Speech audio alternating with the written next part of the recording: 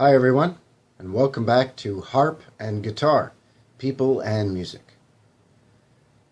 So today I wanted to talk a little bit about Big Joe Turner and Big Joe Williams, a couple of fascinating bluesmen who I consider really a couple of the the architects of what would soon become known as rock and roll.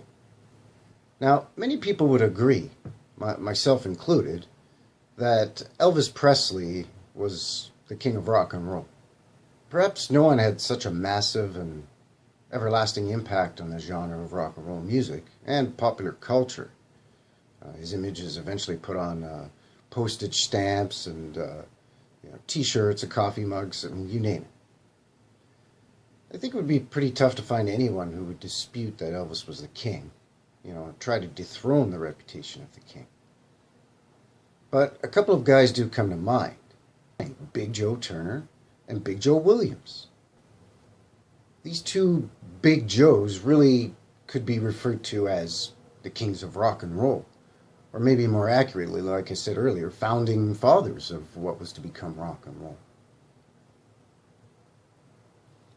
Big Joe Turner, or the Kansas City Shouter, as he was also referred to, was born in Kansas City, Missouri in 1911, and he began singing in gospel and in church choirs and that sort of thing as a kid. But by the time he was a teenager, he was working as a bartender and became known as the Singing Barman. And he was soon performing alongside such greats as Pete Johnson, Albert Ammons, Meade Lux Lewis, all kinds of great boogie-woogie piano players of the 20s and 30s, and right up into the 40s, actually. But he also performed quite a bit with Billie Holiday and Duke Ellington. Big Joe's sound could best be described as sort of a jazzy jump blues or a rhythm and blues mix that was perfectly suited to his size. I mean, he was 6'3", 320 pounds, and he had this huge booming voice.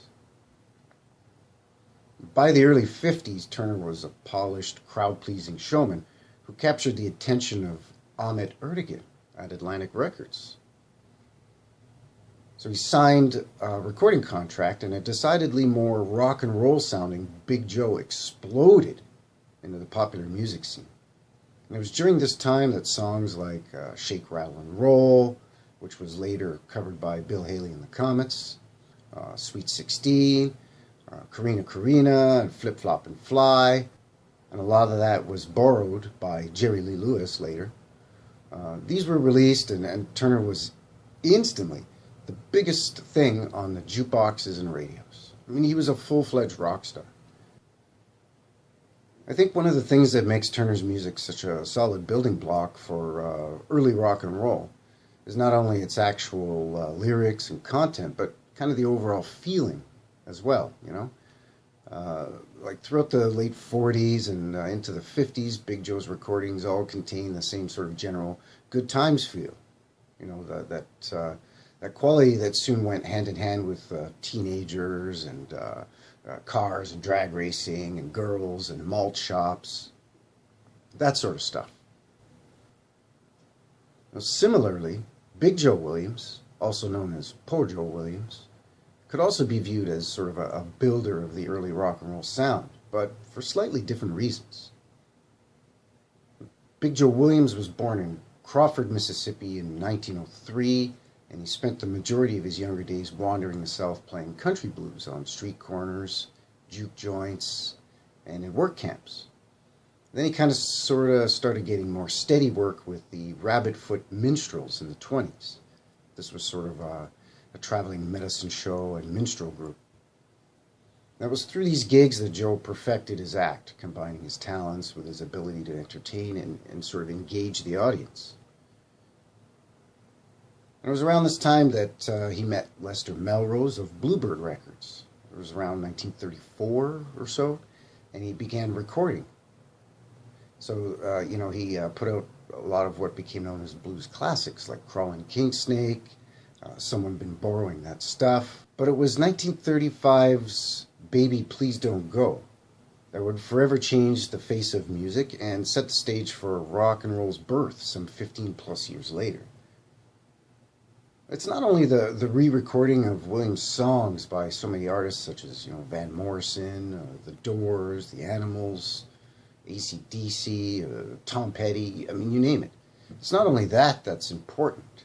It's sort of what rests within the tunes themselves. Now for this Big Joe Williams, the guitar is the defining foundation of his songs.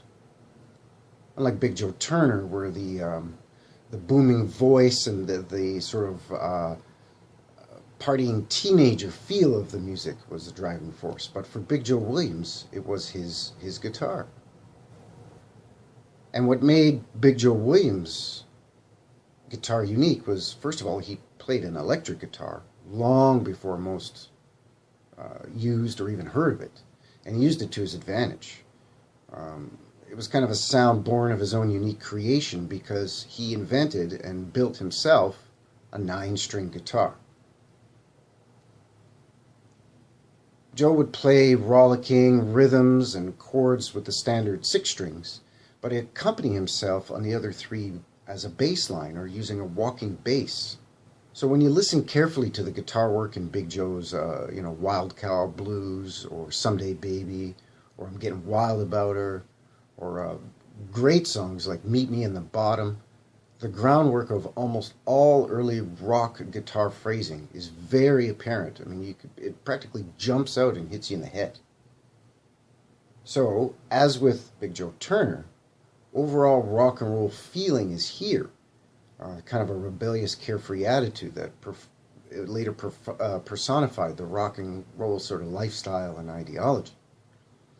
But it's really, with Big Joe Williams, it's really that guitar, that sort of driving, propulsive and almost percussive way that he played it, that propelled his music. And with Big Joe Turner, as I mentioned, this big booming voice helped to drive forward the way he sang the blues. So sort of similar backgrounds and a similar type of music, the blues in general, but performed by 2 completely different Big Joes.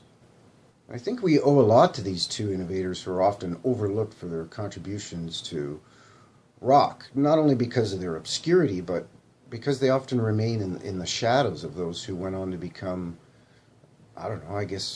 more mainstream rock stars like Elvis Presley, Buddy Holly, Carl Perkins, Roy Orbison, even Chuck Berry, or the Beatles. I'm not taking anything away from those guys. Those guys are great, but a lot of times the blinding light that's produced by these superstars sort of blocks out or drowns out and obscures some of these guys that came before them that really, were the foundational building blocks. I guess the least we can do is acknowledge the importance of what their music did to help develop modern rock and roll, and adorn these early pioneers, I guess, with an appropriate title.